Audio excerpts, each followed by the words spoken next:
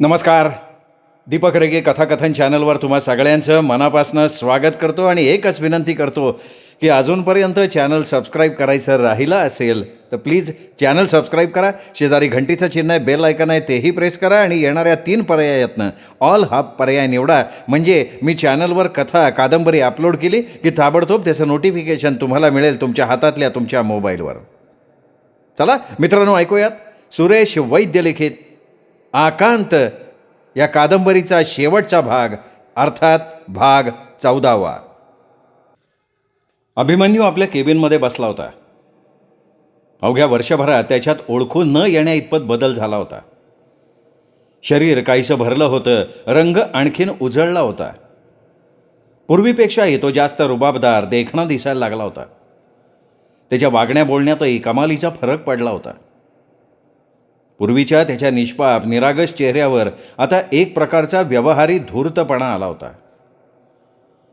या क्षणी आपल्या एक्झिक्युटिव्ह चेअरवर बसून हवेत धुराची वर्तुळं सोडताना त्याचा चेहरा कमालीचा उत्तेजित झाल्यासारखा दिसत होता. कोणाची तरी अगदी आतुरतेनं वाट पाहत असल्यासारखा तो दिसत होता. त्याच्यासमोर पंचगंगा नदीवर बांधण्यात येणाऱ्या पुलासाठी मागवण्यात आलेल्या टेंडर्सची फाईल पडली होती आणि त्या उघड्या फाईलमधल्या एका टेंडरवर त्याची नजर खेळली होती. ते टेंडर रमणभाई आणि कंपनीचं होतं. रमणभाईनं कालच त्याची भेट घेण्याचा प्रयत्न केला होता, पण रमणभाईचं नाव ऐकताच अभिमन्यूनं काल मुद्दाम त्यांची भेट घेण्याचं टाळलं होतं आणि शिपायाकरवी आज साहेब बिझी आहेत, उद्या या असं सांगून मुद्दाम आज भेटायला बोलवलं होतं. आता रमणभाईच्या स्वागताची जय्यत तयारी करून तो त्यांची वाट बघत होता. आणखीन 5 मिनिटं गेली आणि केबिनचा दार ढकलून शिपाई आत येऊन म्हणाला, साहेब ते कॉलचे कॉन्ट्रॅक्टर साहेब आलेत. आणखीन 5 मिनिटांनी आत पाठव त्यांना. अभिमन्यू सिगरेट ॲस्ट्रेमध्ये चिरडत म्हणाला.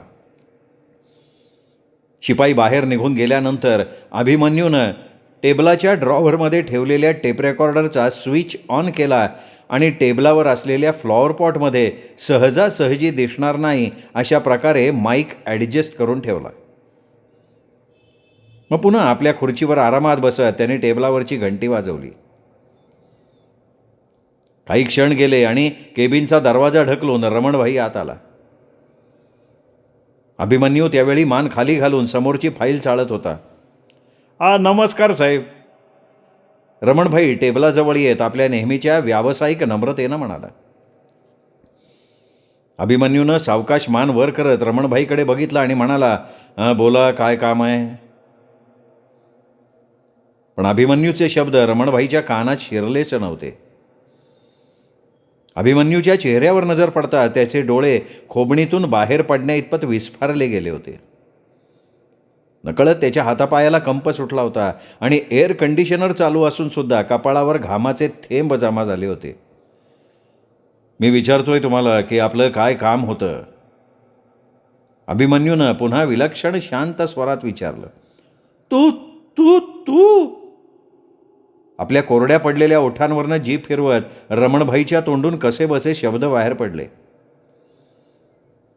अभिमन्यूनं एक सिगरेट पेटवली. मग रमणभाईकडे बघत तो तीव्र स्वरात म्हणाला, मिस्टर शहा, या क्षेत्रातले आपण इतके अनुभवी जाणकार व्यक्ती असून सुद्धा एका चीफ इंजिनियरशी कसं बोलायचं असतं याचे साधे मॅनर्स तुम्हाला माहिती नाही आहेत.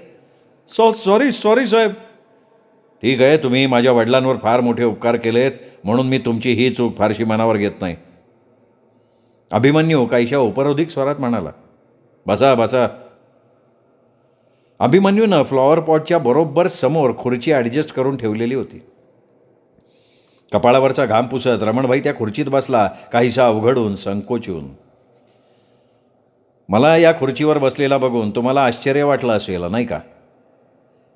अभिमन्यूनं किंचित स्मित करत विचारलं. रमणभाईनं पुन्हा कपाळावरचा घाम पुसत प्रामाणिकपणे होकारार्थी मान डोलावली. हा सगळा नशिबाचा खेळ आहे रमणभाई. अभिमन्यू यावेळी काहीसा मोकळेपणानं हसत म्हणाला. नशीब फिरलं की होत्याचं नव्हतं होतं आणि नशीब जोरावर असलं की तुम्हाला न मागता सगळं काही मिळून जातं. मीही इंजिनिअरिंगची परीक्षा पास झालो होतो, म्हणून देवाच्या दयेनं ही खुर्ची मला मिळाली. रमणभाईनं स्वतःला आता बरंच सावरलं होतं. अभिमन्यूला चीफ इंजिनियरच्या खुर्चीवर बघून त्याला सुरुवातीला जो धक्का बसला होता त्याची तीव्रता आता बरीच कमी झाली होती आणि त्याच्यातला नेहमीचा व्यावसायिक धूर्तपणे जागा झाला होता. म्हणूनच आवाजात आपलेपणा आणत तो म्हणाला, चला हे बरं झालं, आपलाच कोणीतरी माणूस खुर्चीवर आहे, त्यामुळं मला आता कसली चिंताच नाही ना. हो, अगदी बरोबर आहे, मी तुमचाच माणूस आहे आणि म्हणून हे टेंडर पास करण्यासाठी तुम्ही मला 1,00,000 रुपये द्यायला तयार आहात, खरं आहे ना? अभिमन्यू जाणीवपूर्वक म्हणाला. रमणभाई एकदम गडबडला. खरं तर त्याच उद्देशानं तो आला होता, पण स्वतः अभिमन्यूनच तसं म्हटल्यामुळे तो क्षणभर गडबडला. हां, म्हणजे ते, अरे शहासाहेब घाबरताय काय असे? अर्थात तुमचा विचार आता बदलला असेल तर माझं काही म्हणणं नाही बरं का. नाही, विचार नाही बदलला. रमणबाई घाईघाईत म्हणाला, हे काय, मी पूर्ण तयारीतच आलो आहे ना, हे घ्या की. एक पुडकं खिशातनं काढून टेबलावर ठेवत रमणभाई म्हणाला, या पुरते 1,00,000 रुपये आहेत. अभिमन्यूनं पुडकं उघडलं, नोटांचं एक बंडल बाहेर काढून बघितलं आणि म्हणाला, या नोटांवर अँटी करप्शनवाल्यांच्या सह्या वगैरे तर नाहीत ना? हां, नाही तर माझ्या वडिलांना जसं तुम्ही गोत्यात आणलं तसं मलाही आणणार. काय बोलता साहेब, हे तुम्ही माझं टेंडर पास करणार म्हणल्यावर मी तुमचा असा विश्वासघात करीन वय? तुमच्यासारखी माणसं आम्हाला पाहिजेल ना, आणि तुमचे वडील तुमच्यासारखे समजूतदार असते ना तर आम्हाला काय हाऊस होती वय त्यांच्याशी तसं वागायची? हां, खरं आहे, तुमचं म्हणणं खरं आहे. नोटा पुन्हा त्या पाकिटात घालत अभिमन्यू म्हणाला, माझे वडील खरंच मूर्ख होते. टेंडर पास करण्यासाठी तुम्ही त्यांना चांगले 2,00,000 रुपये देत होताय, पण त्यांनी ते घेतले नाहीत. त्यामुळे मग नाईलाजानं तुम्हाला आणि मेहताला त्यांच्यावर 10,000 रुपये लाच घेतल्याचा खोटा आरोप करावा लागला. हां, पण तुमचे वडील खरोखर सांगतो 1 नंबरचे हट्टी होते हो. अभिमन्यूनं स्वतःच आपल्या वडिलांना मूर्ख म्हटल्यावर रमणभाई काहीशा उत्साहानं म्हणाला, त्यांना व्यवहार ज्ञानच नव्हतं बघा, तुम्हाला सांगतो. 2,00,000 रुपये देऊन वर त्यांना चांगला प्रॉफिटमधला हिस्सा बी द्यायला तयार होतो मी, पण ऐकलंच नाही राहू त्यांनी. मग त्या नाईलाजानं मग त्यांना आमच्या मार्गातनं बाजूला करण्याखेरीज आमच्यापुढं दुसरा पर्यायच नव्हता ना. आपण तुमचे वडील ती गोष्ट एवढी मनाला लावून घेऊन आत्महत्या करतील हे आपल्या स्वप्नात पण नव्हतं आलं बरं का साहेब. जाऊ द्या ना शहासाहेब, तुम्ही कशाला ती गोष्ट मनाला लावून घेताय? मी तर ते केव्हाच विसरूनही गेलो आहे. बरं ठीक आहे, चला आपण कामासंबंधी बोलूया. बोला ना, बोला. तुमचं हे टेंडर मी पास करेन, पण त्यासाठी तुम्ही मला ही जी 1,00,000 रुपयाची लाच देत आहे ती फार कमी आहे असं नाही तुम्हाला वाटत? मग तुम्ही बोला ना, तुमची काय ऑफर आहे? या 1,00,000च्या व्यतिरिक्त प्रॉफिटवर किमान 20%. मान्य आहे आपल्याला, मान्य आहे. नाही बघा, एकदा विचार करा. अरे यात विचार कसला करायचा साहेब? तुम्ही असंच सहकार्य करत राहिला ना, कुठं पोचवेल मी तुम्हाला. अच्छा, म्हणजे प्रत्येक वेळी तुम्ही असंच पैसे चारून टेंडर पास करत आलात? आता व्यवसाय म्हणलं असं करायला लागतं ना साहेब. पण सरकारी नोकराला लाच देणं हा गुन्हा आहे याची तुम्हाला कल्पना आहे ना? आहे ना, पण तो सिद्ध झाला तर ना. हां, सिद्ध झाला तर. असं म्हणत अभिमन्यूनं ड्रॉवरमध्ये हात घातला, टेप रेकॉर्डरचा स्विच ऑफ केला. मग आपल्या समोरच्या फाईलमधलं एक टेंडर उचलत म्हणाला, आता मी कोणाचं टेंडर पास करणार आहे माहिती आहे? माझंच ना. नाही करणार.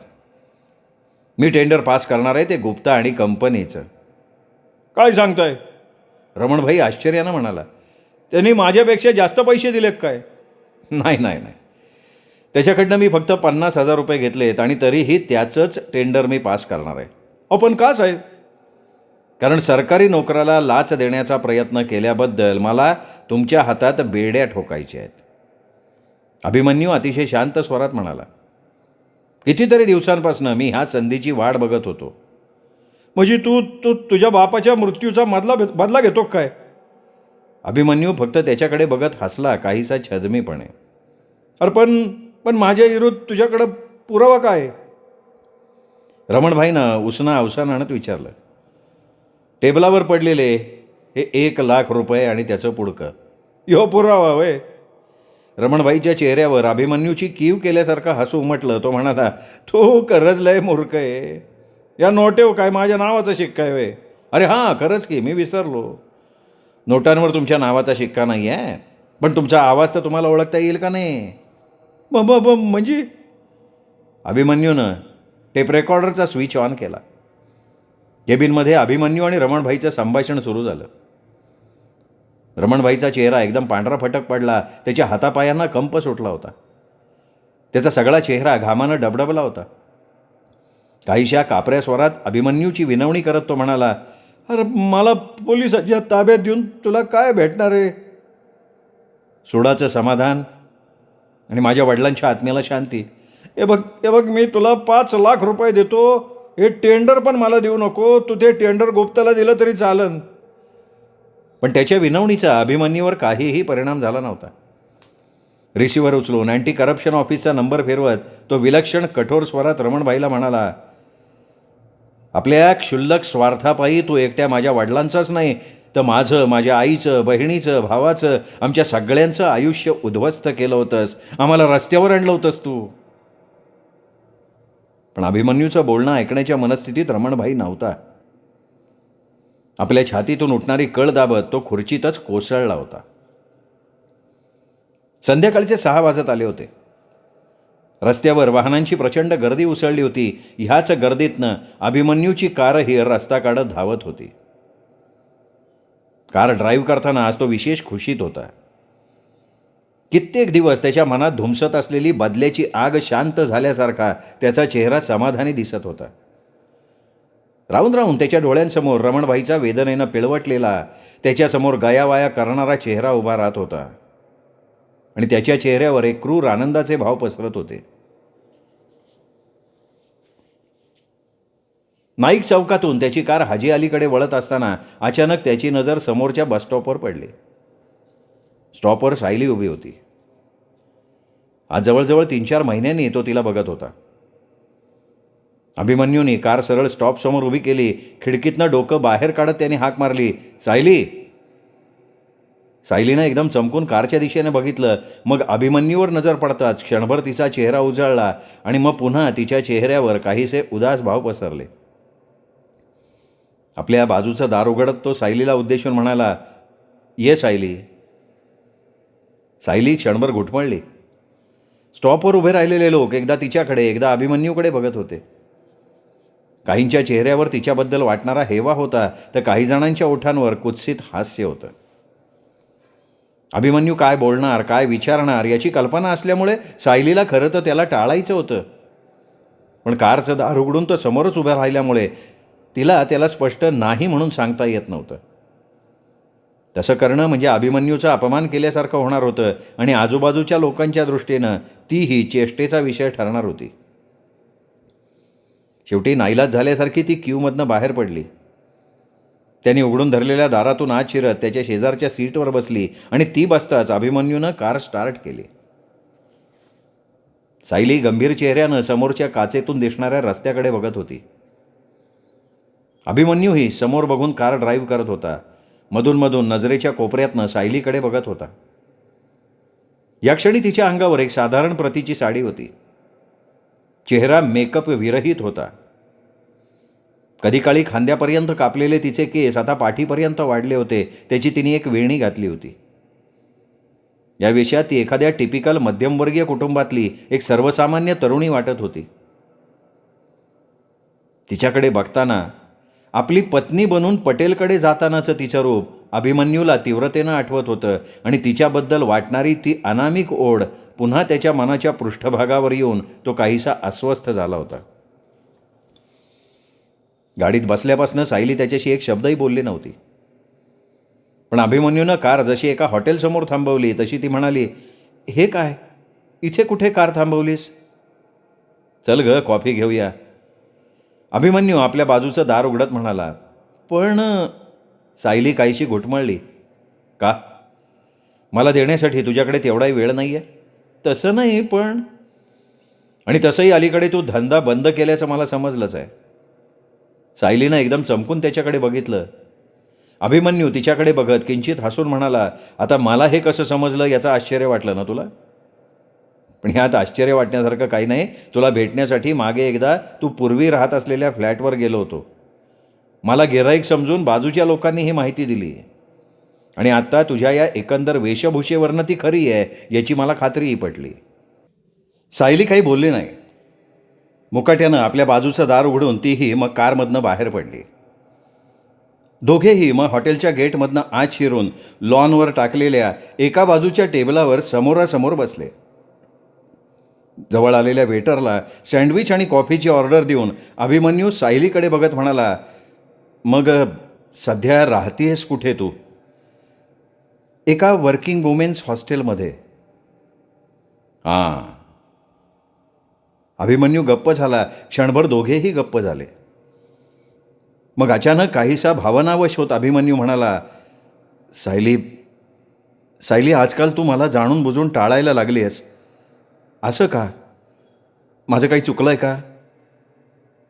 सायलीने एकदम मान वर करून त्याच्याकडे बघितलं. त्याच्या आवाजातली आर्तता नकळत तिच्या मनाला स्पर्शून गेली होती.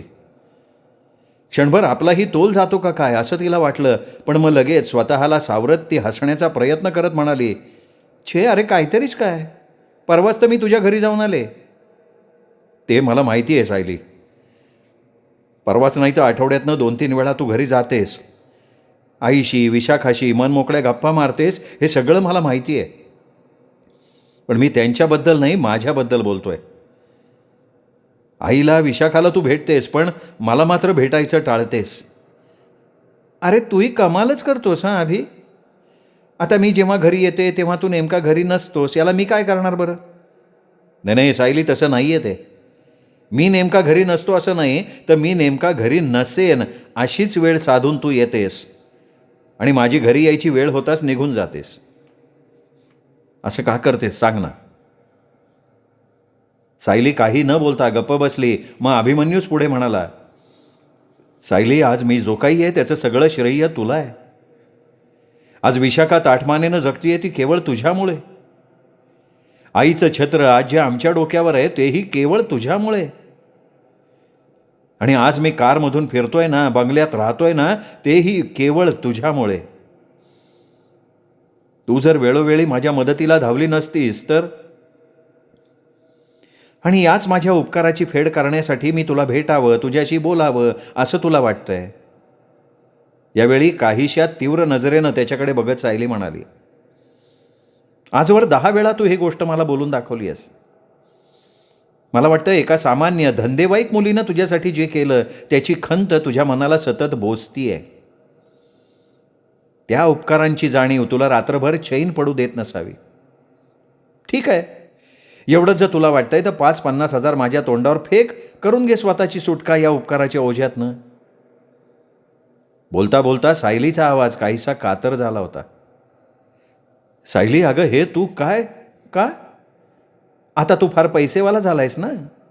5-50 हजार म्हणजे तुझ्या दृष्टीनं काही फार नाहीत रे. आणि एकदा का तुझ्याकडनं पैसे मिळाले की मलाही तुम्हा लोकांना विसरून जायला फारसं अवघड नाही जाणार.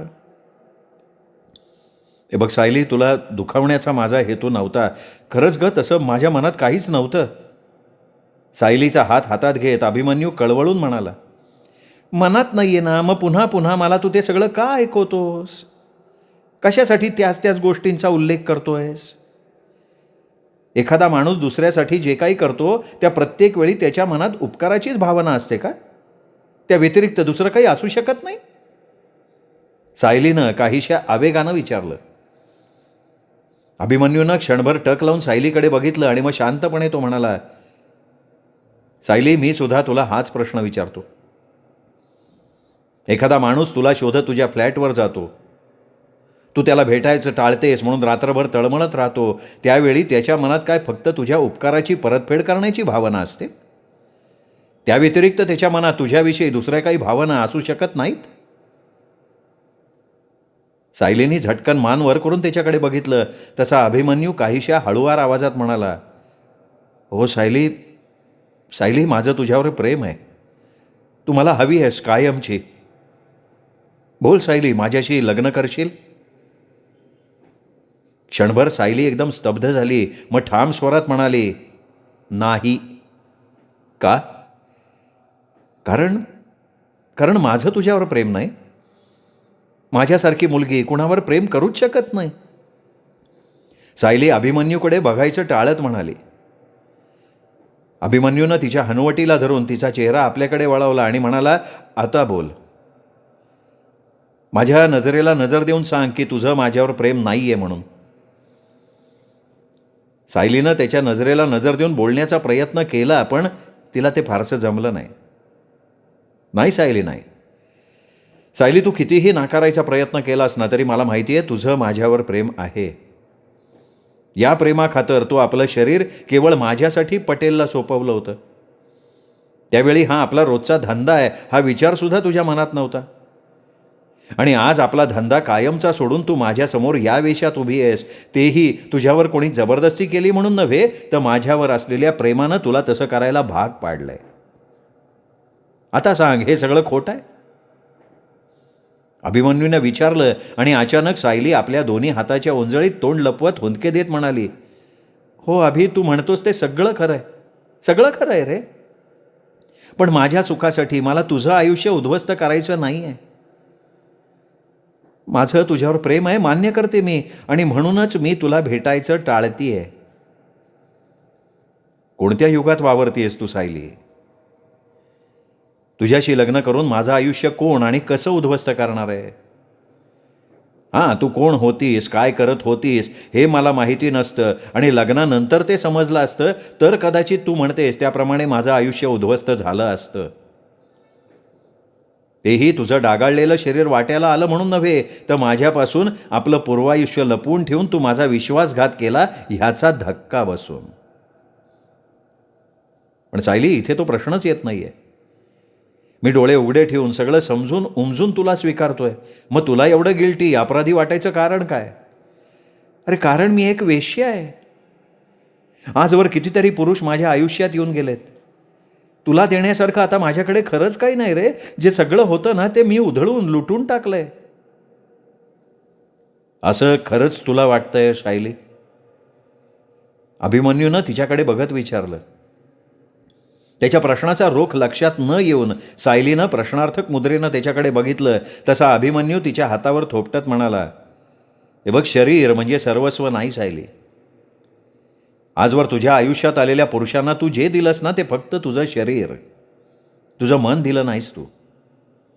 मला एक सांग सायली, आजवर तुझ्या आयुष्यात आलेल्या एका तरी पुरुषाविषयी कधी तुझ्या मनात प्रेम निर्माण झालं? मनापासनं कधी तू त्याच्याशी रममाण झालीस? नाही. कारण त्या पुरुषांशी तू वागलीस ते केवळ एक व्यवहार म्हणून. त्यांच्याशी तू केलास तो फक्त तुझ्या शरीराचा सौदा, मनाचा नाही. मग आता तूच सांग, मला देण्यासारखं तुझ्याकडे काहीच नाही असं तू कसं म्हणतीयस? सायली क्षणभर निरुत्तर झाली. मग पुन्हा एकदा त्याला समजावण्याचा प्रयत्न करत म्हणाली, हे बघ अभि, मला अजूनही वाटतं तू हा हट्ट सोडून द्यावास. एखादी चांगली तुला शोभेलची मुलगी बघून तिच्याशी लग्न करून तू सुखी व्हावंस. नाही सायली, तुझ्याशिवाय अन्य दुसऱ्या कुठल्याही मुलीचा मी विचारच करू शकत नाही. तुझ्यावर प्रेम असताना दुसऱ्या कुठल्या मुलीशी लग्न करून मी सुखी कसा होईन? आणि मला एक कळत नाही, तू तरी एवढी हटून का बसली आहेस? कशाची तुला एवढी भीती वाटतेय? आईंची भीती वाटतेय. आपली होणारी सून कुलीन घरंदाज असावी असं कुठल्या सासूला वाटत नाही रे. वेडी आहेस तू सायली. अगं, आई तर सतत तुझ्या नावाचा जप करत असते. तुझ्यासारखी सून मिळाली तर किती बरं होईल असं तिनेच एक दोनदा मला अप्रत्यक्षपणे सुचवलं होतं. हो, पण मी कोण आहे, काय करत होते हे आईंना अजून माहिती नाही आहे म्हणून. जर त्यांना ते समजलं तर त्यांना किती धक्का बसेल. सून म्हणून त्या मग माझा स्वीकार कसा करतील? अगं, पण हे तिला समजायचा प्रश्न येतोच आहे कुठे? आणि तसंही तुझ्या पूर्वायुष्याशी तिला काय देणं घेणं आहे? सून म्हणून तू या घरात येशील तेव्हा ती फक्त बघेल तुझं सध्याचं वागणं बोलणं. अरे पण, सायलीने बोलण्याचा प्रयत्न केला. जाऊ दे आता. आपण एवढं जीव तोडून तिला समजवण्याचा प्रयत्न करत असूनही सायली काढत असलेल्या एक एक शंका बघून अभिमन्यू काहीशा चिडक्या आणि निराश स्वरात म्हणाला, मला वाटतंय सायली, तुझीच माझ्याशी लग्न करायची इच्छा दिसत नाही. पण स्पष्ट नकार देता येत नाही आहे ना, म्हणून तू नको नको त्या शंका कुशंका काढत बसली आहेस. ठीक आहे, मीही तुझ्यावर जबरदस्ती करणार नाही. वाटलं होतं आज आईला 2 आनंदाच्या बातम्या सांगता येतील, पण 2 बातम्या? हो, एक तू लग्नाला होकार दिलास आणि दुसरी रमणभाईला त्याच्या पापाचं प्रायश्चित्त दिलं. रमणभाईला पापाचं प्रायश्चित्त दिलं म्हणजे? सायली, आज बाबांच्या मृत्यूचा सूड उगवला मी. रमणभाईला त्याच्या जाळ्यात अडकून बेड्या ठोकल्यात. काय सांगतोयस काय? अभिमन्यूनं मग विजयी मुद्रेनं सायलीला सगळा किस्सा सांगितला. पण ते सगळं ऐकून सायलीचा चेहरा उजळला नाही, उलट तिचा चेहरा काहीसा गंभीर झाला होता. बघितलंस ना अभि, प्रत्येक माणसाला आपल्या पापाचा हिशोब इथेच या जन्मीच द्यायला लागतो. हो. अभिमन्यू फक्त हुंकारला. मला तुझी काळजी वाटते अभि. सायली काहीशा चिंतित स्वरात म्हणाली. माझी काळजी म्हणजे? अभिमन्यूनं चकित नजरेनं तिच्याकडे बघितलं. तुझ्याविषयी माझ्या कानावर आलंय. तूही तेच करतोयस जे रमणभाई करत होता, मेहता करत होता. अभिमन्यू एकदम गप्प झाला. तशी सायली स्वतःलाच दोष देत असल्यासारखी म्हणाली, तुझ्या अधःपतनाला मीच कारणीभूत आहे असं मला आता वाटतंय. भ्रष्टाचाराविरुद्ध लढण्याच्या तुझ्या शक्तीचं मीच खच्चीकरण केलंय. पण अभि, अजूनही वेळ गेली नाही. अजूनही तू स्वतःला सावरू शकतोस. हे तू बोलतेयस सायली? अगं, तूच तर मला या जगात कसं वागायचं ते शिकवलंस. वेळीच माझे डोळे उघडले, नाही तर आज एक एक पैशासाठी मला भीक मागत दारोदारी फिरावं लागलं असतं. आणि आज तूच सांगतेस की माझी चूक मी मान्य करते अभि. त्यावेळी पैसा हेच सर्वस्व असं मला सुद्धा वाटत होतं, पण आज मला पटतंय. पैशानं तुम्ही फार तर भौतिक सुख विकत घेऊ शकता, पण मनाचं समाधान नाही विकत घेऊ शकत. माझंच उदाहरण घे ना. शरीराचा सौदा करून मी भरपूर पैसे मिळवत होते, अगदी आरामात राहत होते, पण खऱ्या अर्थानं मी कधी शांतपणे झोपू शकले नव्हते. मन सतत अस्वस्थ असायचं, बेचैन असायचं. तेच आज मी एका डिपार्टमेंटल स्टोअरमध्ये 8-8 तास उभं राहून सेल्स गर्ल्सचं काम करते. अरे, आज मला मिळणारा पगार माझ्या पूर्वीच्या 2-3 रात्रींच्या कमाई इतका सुद्धा नाही आहे. आणि तरीसुद्धा आज माझं मन शांत आहे, समाधानी आहे. आणि हे समाधान फार मोठं आहे अभि. पैशात त्याचं मोजमाप होऊच शकत नाही आहे. अभिमन्यू काहीशा आश्चर्यानं आणि बऱ्याचशा अविश्वासानं सायलीकडे बघत होता. तिच्या वागण्यातलं परिवर्तन तो समजू शकत होता, पण तिच्या विचारात आलेलं हे प्रचंड परिवर्तन बघून तो अवाक झाला. हे बघ अभि, माणूस किती जगला यापेक्षा कसा जगला याला फार महत्त्वाचं आहे. तुझ्या वडिलांचंच बघ ना. आयुष्यभर ते कधी आपल्या तत्वांपासून ढळले नाहीत. भलेही त्यासाठी त्यांना कितीतरी कष्ट सहन करावे लागले असतील. त्यांचा संसार सांभाळताना तुझ्या आईलाही खूप कष्ट पडले असतील, पण तरीसुद्धा तुझ्या आईच्या मनात त्यांच्याविषयी किती आदराची भावना आहे. तुझ्या बाबांविषयी बोलताना त्यांच्या शब्दात अभिमान भरून राहिलेला असतो. आणि त्यावेळी त्यांचा चेहरा एका विलक्षण तेजानं फुलून आलेला मी पाहिलाय. मला सांग, उद्या जर आईला कळलं की तू तुझ्या वडिलांनी घालून दिलेल्या आदर्शांपासून दूर गेलायस, ज्या लढाईची धुरा त्यांनी तुझ्या खांद्यावर सोपवली होती ती लढाई मध्येच सोडून तू ही रमणभाईच्या मेहताच्या रांगेत जाऊन बसलाय, तर त्यांना किती धक्का बसेल. आज त्याच्या आदरानं, अभिमानानं तुझ्या वडिलांचा उल्लेख करतात, तसा उल्लेख तुझ्याविषयी बोलताना त्यांना शक्य होईल? अगं, पण मी हे जे काही करतोय ते एकट्यासाठी करतोय का? सायलीच्या बोलण्यानं मनातनं दुखावला गेलेला अभिमन्यू स्वतःच्या वागण्याचं समर्थन करत म्हणाला, नुसत्या कोरड्या आशीर्वादानं पोट भरत नाही, हे मी स्वतः अनुभवलंय. बाबांनी आयुष्यभर प्रामाणिकपणे स्वतःची तत्त्व सांभाळत नोकरी केली. काय फळ मिळालं गं त्यांना त्यांच्या त्या प्रामाणिकपणाचं? स्वतः त्यांना तर आत्महत्या करावी लागलीच, पण त्यांच्याबरोबर आम्हालाही जिवंतपणे मरणयातना भोगाव्या लागल्या. प्रवाहाविरुद्ध पोहण्याच्या त्यांच्या हट्टापायी आमचं हसतं खेळतं घर बर्बाद झालं. आणि आता त्यांनी केलेली चूक मी सुद्धा करावी असं तुला वाटतंय?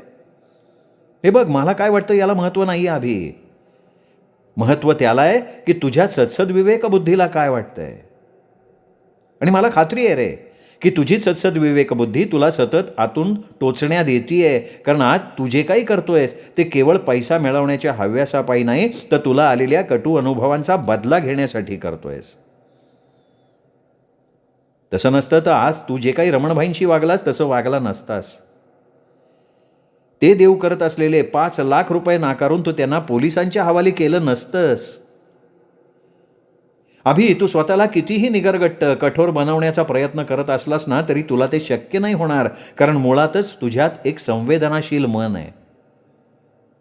आणि म्हणून मला तुझी काळजी वाटते. कारण तुझ्यासारखी माणसं फार काळ मनाचा हा कोंडमारा नाही सहन करू शकत. सायलीनं फार अचूकपणे त्याच्या स्वभावाचं, त्याच्या एकूण वागण्याचंच केलेलं हे विश्लेषण ऐकून अभिमन्यूही मनातनं चकित झाला होता आणि मनातनं त्याला ते मान्य करावंच लागलं होतं. तुझं म्हणणं कदाचित खरं असेलही, पण आता एवढं पुढं आल्यावर मला मागे फिरणं कसं शक्य आहे सायली? आहे ना, आहे. पुढे जाणं आपल्याला शक्य आहे, तसं मागं फिरणं अशक्य का असावं? एक लक्षात घ्या अभि, माणूस जेव्हा एखाद्या मार्गावर पाऊल ठेवतो त्याचवेळी मागे फिरण्याचे पर्याय त्याला उपलब्ध असतात. फक्त पुढे जाण्याच्या नादात तो त्या पर्यायांकडे लक्ष देत नाही. स्पष्टच बोलायचं तर ज्यावेळी तुला ही नोकरी मिळाली त्यावेळीच तुला हा पर्याय उपलब्ध झाला होता. मनात आणलं असतंस तर त्या खुर्चीचा उपयोग करून घेऊन तू भ्रष्टाचाराच्या विरुद्ध ठामपणे उभा राहू शकला असतास. ह्या क्षेत्रात घुसलेल्या रमणभाईसारख्या लोकांना खड्यासारखं वेचून बाजूला काढू शकला असतात. सत्ता हातात नसताना लढणं आणि सत्ता हातात असताना लढणं यात हाच फार मोठा फरक आहे. हातात असलेल्या सत्तेचा तुम्ही कसा आणि कोणत्या प्रकारे उपयोग करून घेतात ते जास्त महत्त्वाचं असतं. सायलीच्या बोलण्यानं नकळत अभिमन्यूला अंतर्मुख बनवलं होतं. फोनची बेल वाजली तेव्हा सावित्रीबाई एकट्या हॉलमध्ये बसल्या होत्या. हॅलो, रिसिव्हर उचलून कानाला लावत सावित्रीबाई म्हणाल्या. हां, हॅलो हॅलो, साहेब आहेत का, साहेब आहेत का? पलीकडनं काहीशा अधेरी आवाजात विचारणा झाली. कोण? अहो, इनामदार साहेब, मला इनामदार साहेबाशी बोलायचं आहे. ते बाथरूममध्ये आहेत अहो, प्लीज त्यांना जरा लवकर बोलावता का? पलीकडून बोलणाऱ्याच्या आवाजात आता अधीरेपणाबरोबर काहीसा घाबरल्याचा भाव होता. अहो, ते आंघोळ करतायत. आपण कोण बोलताय? मी देशमुख बोलतो, देशमुख ज्युनियर इंजिनियर. साहेबांच्या हाताखाली काम करतो मी. ते आत्ताच गेलेत बाथरूममध्ये. काही निरोप द्यायचा आहे का?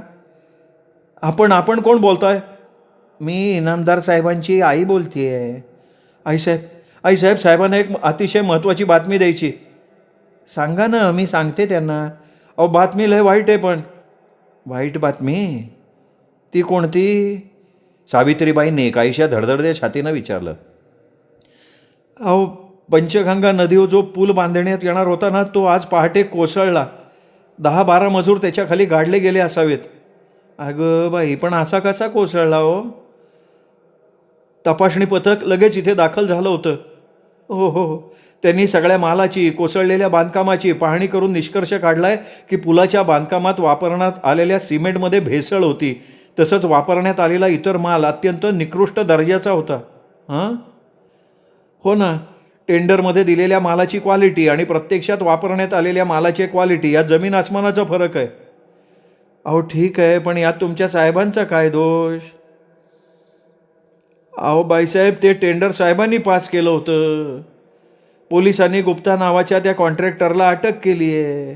त्यांनी साहेबांवर फार घाणेरडा आरोप केला आहे. कसला आरोप केला आहे बाई आता? सावित्रीबाईंच्या छातीतली धडधड आता आणखीन वाढली. तो म्हणतोय हे टेंडर पास करण्यासाठी त्यांनी साहेबांना 50,000 रुपये दिले होते. काय म्हणताय? 50,000 रुपये? हो, पण तुम्ही घाबरू नका आईसाहेब. कॉन्ट्रॅक्टर कदाचित खोटं बोलत असणार. मी साहेबांना एवढ्यासाठी फोन केला होता की बांधकाम मंत्र्यांनी खातेनिहाय चौकशीचा आदेश दिलाय. साहेबांनी सावध राहावं. सावित्रीबाई सुन्न होऊन ऐकत होत्या. बाप गंभीर आहे. ताबडतोब साहेबांच्या कानावर घाला. बरं, ठेवतो फोन. पलीकडनं देशमुखनं रिसिव्हर क्रेडलवर ठेवला तरी सावित्रीबाई तशाच रिसिव्हर कानाला लावून उभ्या होत्या. कुणाचा फोन आहे काय? सावित्रीबाई रिसिव्हर कानाला लावून उभ्या होत्या तेव्हा शर्टाची बटणं लावत हॉलमध्ये येत असलेल्या अभिमन्यूनं विचारलं. अभिमन्यूच्या आवाजानं भानावर येत सावित्रीबाईंनी रिसिव्हर सावकाश क्रेडलवर ठेवला. मग त्याच्याकडे वळून बघत त्या विलक्षण निर्विकार स्वरात म्हणाल्या. पंचगंगा नदीवर बांधण्यात येत असलेला पूल कोसळलाय म्हणे. काय? अभिमन्यू दचकला. 10-12 मजूर त्याच्याखाली गाडले गेलेत. अरे बापरे, असं कसं झालं? छान, हा प्रश्न तू विचारतोयस. सावित्रीबाई काहीशा तीक्ष्ण नजरेनं अभिमन्यूकडे बघत म्हणाल्या, 50,000 रुपये घेऊन टेंडर पास केल्यावर यापेक्षा वेगळं काय घडणार होतं रे? आता हे तुला कोणी सांगितलं? अभिमन्यूनं काहीसं दचकून विचारलं, पण त्याच्या आवाजात फारसा दम नव्हता. सावित्रीबाईंच्या नजरेला नजर देणंही त्याला जमलं नव्हतं. त्याच्या प्रश्नाला उत्तर न देता सावित्रीबाई जड पावलांनी हॉलमधनं बाहेर जाता जाता विषण्ण स्वरात म्हणाल्या, अभिमन्यू, आज खऱ्या अर्थानं तुझ्या बाबांचा मृत्यू झालाय बरं. मित्रांनो, सुरेश वैद्य लिखित आकांत ही कादंबरी इथेच संपली. कादंबरी आवडली असेल, ही कादंबरी आपल्या मित्रपरिवारात, नातेवाईकात शेअर करायला काहीच हरकत नाही. त्यांनाही या कादंबरीचा आनंद घेऊ द्या. आणि हो, माझ्या वतीनं त्यांनाही चॅनल सबस्क्राईब करायची आणि शेजारचं घंटीचं चिन्ह प्रेस करायची नक्की आठवण करा. पुन्हा भेटूयात वेगळ्या लेखकाच्या वेगळ्या कादंबरीसह पुन्हा एकदा. तोपर्यंत नमस्कार मित्रो.